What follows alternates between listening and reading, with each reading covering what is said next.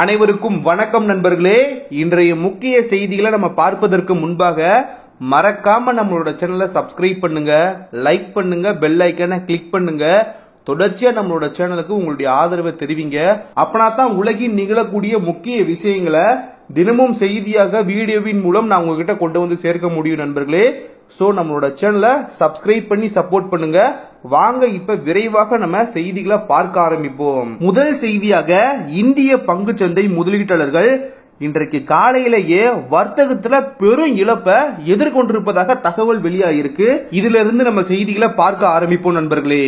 அதாவது காலை வர்த்தகம் துவங்குறதுக்கு முன்னாடியே ஆரம்பிக்கிறதுக்கு முன்னாடியே 1200 புள்ளிகளுக்கும் அதிகமாக சரிவை சந்தித்தது சென்செக்ஸ் குறியீடு. அதே மாதிரி தேசிய பங்கு சந்தையில இருக்கக்கூடிய அனைத்து துறை சார்ந்த குறியீடுகளும் சரிவை சந்தித்துள்ளது நண்பர்களே. இன்றைய சரிவுக்கு மிக முக்கியமான காரணமாக பார்க்கப்படக்கூடியது இஸ்ரேலும் சீனாவும் தான் நண்பர்களே. குறிப்பிட்டு சொல்லணும்னா காலை வர்த்தகத்தில் ஏற்பட்ட சரிவின் மூலமாக சுமார் 6 லட்சம் கோடி ரூபாய் மதிப்பிலான முதலீடு மதிப்பு குறைந்துள்ளது நண்பர்களே. அதாவது ஈரான் இஸ்ரேல் இடையேயான போர் பதற்றம் அதிகரிச்சிருக்க இந்த ஒரு நிலையில இந்திய பங்குச்சந்தை இன்று வியாழக்கிழமை பெரும் சரிவை கண்டுள்ளது நண்பர்களே. அதே சமயம் இப்போதைக்கு நம்ம கவனித்து பார்க்க வேண்டிய விஷயம் என்னன்னா, இஸ்ரேலுக்கு பக்க பலமாக அமெரிக்கா இருந்து வருகிறது. அது மட்டும் இல்லாம இஸ்ரேல் ராணுவத்துக்கு தேவையான அனைத்து உதவிகளையும் அமெரிக்கா செய்ய உள்ளது நண்பர்களே. இது போக கூடுதலாக அமெரிக்க ராணுவம் இஸ்ரேல் படையுடன் இணைந்து பணியாற்றவும் உள்ளதாக காணப்படுகிறது. சோ இதனால அமெரிக்கா களத்தில் இறங்கும் காரணத்தால் இது பெரிய போராக வெடிக்காது அப்படின்னு மாதிரி கூறப்பட்டு வந்துகிட்டு இருக்கு. தற்போதைய நேரத்தில் நம்ம பார்த்து வந்துகிட்டு இருக்கோம். ஈரான் சைடிலிருந்து பெரிய அளவிற்கு தாக்குதல் இஸ்ரேல் மேல நிகழ்த்தப்பட்டிருக்கு. இப்ப இந்த ஒரு விஷயம் அப்படின்றது பெரிய அளவிற்கு பரவலாக பேசக்கூடிய ஒன்றாக போயிட்டு இருக்கு. அதனால ஈரான் மீதான பதில் தாக்குதல் மிக மோசமாக இருக்கும் என்பதுல எந்த விதமான மாற்றமும் இல்ல அப்படின்ற மாதிரி தற்போதைக்கு வெளிவந்துகிட்டு இருக்க செய்திகளை வச்சு பார்க்கும்போது தெரிய வந்துகிட்டு இருக்கு. ஏன்னா தற்போதைக்கு ஈரான் சைடிலிருந்து நடத்தப்பட்டிருக்க இந்த தாக்குதல் காரணமாக இஸ்ரேல் கடும் கோபத்தில் இருப்பதாக காணப்படுகிறது. அதனால இதற்கு இஸ்ரேல் தரப்பில் இருந்து பதிலடி கொடுக்கப்படும் அப்படின்ற மாதிரி பரவலாக பேச்சு போயிட்டு இருக்கு நண்பர்களே. இதே வேளையில் கூடுதலாக கவனிக்க வேண்டிய விஷயம் என்னன்னா, ஈரான் மீது புதிய பொருளாதாரம் மற்றும் வர்த்தக தடைகள் விதிக்கப்பட உள்ளதாகவும் பெரிய அளவிற்கு பரவலாக பேச்சு அடிபட்டு வந்துகிட்டு இருக்கு. இதுல ஏற்கனவே நம்ம கவனித்து பார்க்க வேண்டிய விஷயம் என்ன தெரியுமா நண்பர்களே, அதாவது ஈரான் அணு ஆயுதம் வைத்துள்ளதாக சந்தேகித்து மேற்கத்திய நாடுகள் அந்த நாட்டின் மீது பொருளாதார தடை விதிச்சிருக்க காரணத்தினால மோசமான வர்த்தகத்தையும் பொருளாதாரத்தையும் எதிர்கொண்டு வருவதாக காணப்படுது நண்பர்களே. இப்போ இந்த சூழ்நிலையில புதிய தடைகள் விதிக்கப்பட்டுச்சுன்னா ஈரான் மேல அது கச்சா எண்ணெய் சந்தையில் பெரும் தாக்கத்தை ஏற்படுத்தக்கூடும் அப்படின்ற மாதிரி சந்தேகிக்கப்படுது. சோ இப்படிப்பட்ட இந்த ஒரு இடியாப்ப சிக்கல்ல தான் இன்று சர்வதேச பங்கு சந்தைகள் மோசமான பாதிப்பை எதிர்கொண்டுள்ளது நண்பர்களே. குறிப்பா சொல்லணும்னா இஸ்ரேல் ஈரான் போர்னால இந்திய சந்தைகள் நேரடியாக பாதிக்கல நண்பர்களே. ஆனால் இதன் மூலம் அமெரிக்க பங்கு சந்தையிலையும் கச்சா எண்ணெய் சந்தையிலையும் ஏற்பட்டிருக்க பாதிப்புகள் தான் இந்திய சந்தைக்கு பெரும் தாக்கத்தை ஏற்படுத்துகிறது நண்பர்களே. இதில் இன்னும் கூடுதலாக நம்ம கவனிக்க வேண்டிய மற்றொரு விஷயம் இருக்கு. என்னன்னா இஸ்ரேல் மீது ஈரான் செவ்வாய்க்கிழமை அன்றைக்கு தாக்குதல் நடத்தி இருந்துச்சு. சோ அப்ப புதன்கிழமை தான் இந்திய பங்கு சந்தையில இந்த ஒரு தாக்கம் அப்படின்றது எதிரொலிச்சிருக்கணும். ஆனா நேத்து புதன்கிழமை காந்தி ஜெயந்தி அப்படின்ற அந்த ஒரு காரணத்தினால புதன்கிழமை சந்தைகள் மூடப்பட்டிருச்சு.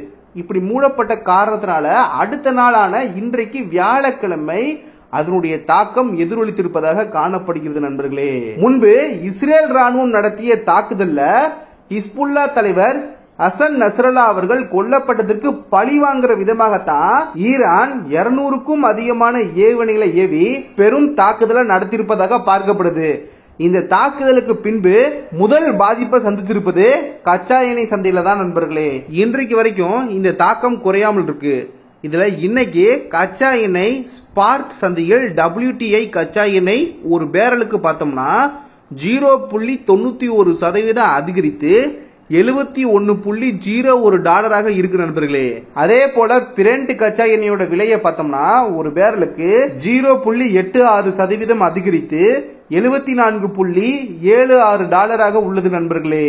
நேற்றைய வர்த்தகத்தின் முடிவுல அமெரிக்க சந்தையின் முக்கிய குறியீடான டவ் ஜோன்ஸ் ஃபியூச்சர்ஸ் 0.25% சரிந்து 42,091 புள்ளிகளை அடைந்துள்ளது நண்பர்களே. ஆனால் S&P 500, நாஸ்டாக் ஆகியவை கணிசமான உயர்வுடன் சரிவில் இருந்து தப்பித்துள்ளது நண்பர்களே. இதனால் இன்று மும்பை சந்தையில் சென்செக்ஸ் 1250 புள்ளிகள் சரிவில் இருந்து வர்த்தக ஆரம்பிச்ச சில நிமிஷத்திலேயே 551 புள்ளிகள் சரிவுக்கு குறைந்தது. இதெல்லாம் ஒரு புறம் இருந்தாலும் இந்தியாவில் முதலீட்டாளர்களின் பெரிய அச்சமே சீனா தான் நண்பர்களே. என்னன்னா ஈரான் இஸ்ரேல் பிரச்சனை கூட இரண்டாவது பட்சம்தான். சீன அரசின் சமீபத்திய பொருளாதார ஊக்கத்தை நம்ம பார்த்தோம்னா கடன் அளிக்கக்கூடிய விகிதம், வட்டி குறைப்பு போன்றவையெல்லாம் வெளிநாட்டு முதலீட்டாளர்களை ஈர்க்கும் முக்கிய சந்தையாக மாறி இருப்பதாக காணப்படுகிறது. இதில் சீன அரசின் கட்டுப்பாடுகள் காரணமாக கடந்த சில வருடங்களாகவே சீன பங்கு சந்தையில் இருக்கும் நிறுவனங்களின் பங்குகளை பார்த்தோம்னா அதனுடைய மதிப்பு பெரிய அளவில் குறைந்திருப்பதாக காணப்படுது நண்பர்களே. இதனால சீன நிறுவனங்களுடைய பங்குகள் அண்டர் வேல்யூட் என்ற நிலையில் இருந்தது. தற்போது சீன அரசு தனது பெஞ்ச்மார்க் வட்டி விகிதத்தை 1.7% முதல் 1.5% குறைத்தது மட்டுமல்லாம 141.2 பில்லியன் டாலர் மதிப்பிலான நிதியை வங்கிகள் மூலமாக கடனாக கொடுத்து நாட்டின் பொருளாதாரத்தை மேம்படுத்த உத்தரவிட்டுள்ளது நண்பர்களே. அப்போ ஏற்கனவே அண்டர் வேல்யூட் நிலையில் இருக்கும் சீனாவுடைய பங்குகளுக்கு 141.2 பில்லியன் டாலர் மதிப்பிலான பொருளாதார மூக்கம் என்பது என்ன நண்பர்களே? டபுள் ஜாக்பாட் தானே. அப்போ டபுள் ஜாக்பாட் மாதிரி தான் பார்க்கப்படுது. மெயினா இந்த ஒரு அறிவிப்புனால சீன சந்தையில் கடந்த ஒரு வாரமாக சர்வதேச சந்தையில் இருந்து முதலீடுகள் குவிந்து வருகிறது. சொல்ல போனா இந்திய பங்குகள் ஓவர் வேல்யூடாக இருக்கக்கூடிய காரணத்தினால இந்திய பங்கு சந்தையில இருக்கக்கூடிய சில பன்னாட்டு முதலீடுகளும் சீன சந்தைகளுக்கு சென்றுள்ளது நண்பர்களே. அப்போ இவற்றை வைத்து என்ன தெரிய வருதுன்னா மும்பை பங்கு சந்தையின் இன்றைய சரிவுக்கு மட்டுமல்லாம அடுத்த வார சரிவுக்கும் சீனா சந்தை முக்கிய காரணமாக இருக்கும் அப்படின்ற மாதிரி தெரிய வருது. இது மட்டுமல்லாமல் இதோடு சேர்த்து ஈரான் இஸ்ரேல் தாக்குதல் மூலம் அமெரிக்க பங்கு சந்தையில் ஏற்படக்கூடிய தடுமாற்றமும் இந்திய சந்தையில் பெரிய அளவிலான பாதிப்பையும் உருவாக்கும் நண்பர்களே. அடுத்த செய்தி, இஸ்ரேல் ஈரான் இடையே போர் பதற்றம் அதிகரித்துள்ளதை நம்ம பார்த்து வந்துகிட்டு இருக்கோம்.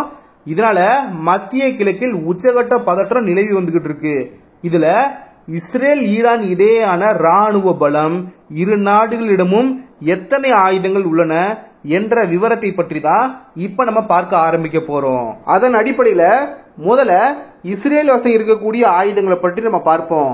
அதாவது 90.43 லட்சம் மக்கள் தொகையை கொண்ட இஸ்ரேலோட ராணுவ வீரர்களுடைய எண்ணிக்கையை பார்த்தோம்னா 1.70 லட்சம் நண்பர்களே. அந்த நாடு ராணுவத்திற்கு ரூபாய் 84,000 கோடி நிதியை ஒதுக்குகிறது.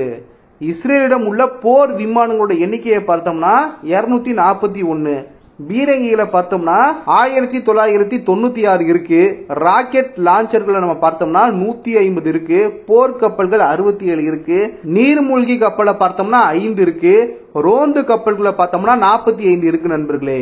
அடுத்ததாக அப்படியே நம்ம ஈரான் பக்கம் வருவோம். ஈரானிடம் இருக்கக்கூடிய ஆயுதங்களை பார்க்க ஆரம்பிப்போம். ஃபர்ஸ்ட் அந்த நாட்டோட மக்கள் தொகையை பார்த்தோம்னா 8.75 கோடி நண்பர்களே. அதுல ராணுவ வீரர்களுடைய எண்ணிக்கை 6.10 லட்சம் நண்பர்களே. ராணுவத்திற்கு ஒதுக்கக்கூடிய தொகையை பார்த்தோம்னா 2.05 லட்சம் கோடி நண்பர்களே. 186 போர் விமானங்கள் இருக்கு, பீரங்கிகள் 1370 இருக்கு, ராக்கெட் லான்ச்சர்கள் 775 இருக்கு, போர்க்கப்பல்கள் 101 இருக்கு, நீர்மூழ்கி கப்பல்கள் 19 இருக்கு, ரோந்து கப்பல்கள் 21 இருக்கு நண்பர்களே. எண்ணிக்கை அடிப்படையில் நம்ம பார்த்தோம்னா இஸ்ரேலை விட ஈரானிடம் அதிக ஆயுதங்கள், ராணுவ வீரர்களை கொண்டிருந்தாலும் இஸ்ரேலிடம் அதிநவீன தொழில்நுட்பங்கள் இருக்கு நண்பர்களே. இதுதான் இஸ்ரேலுக்கு பலமாக பார்க்கப்படுது. அது மட்டுமின்றி அமெரிக்கா, ஐரோப்பிய நாடுகளின் ஆதரவும் இஸ்ரேலுக்கு உள்ளது நண்பர்களே. அவ்வளவுதான் நண்பர்களே இன்றைய செய்தி. இன்றைய வீடியோவின் நிறைவு பகுதியில நம்ம இருக்கோம். இந்த வீடியோ உங்களுக்கு ரொம்ப இன்ஃபர்மேட்டிவாக இருந்தால் மறக்காம நம்மளுடைய சேனலை சப்ஸ்கிரைப் பண்ணுங்க, லைக் பண்ணுங்க, பெல் ஐக்கானை கிளிக் பண்ணுங்க. தொடர்ச்சியா நம்மளுடைய சேனலுக்கு உங்களுடைய ஆதரவை தெரிவிங்க நண்பர்களே. அப்பனா தான் உலகின் முக்கிய செய்திகளை தினமும் நான் வீடியோவின் மூலமாக உங்களிடம் கொண்டு வந்து சேர்க்க முடியும். அதனால தொடர்ச்சியா நம்மளுடைய சேனலுக்கு உங்களுடைய ஆதரவை தெரிவிங்க.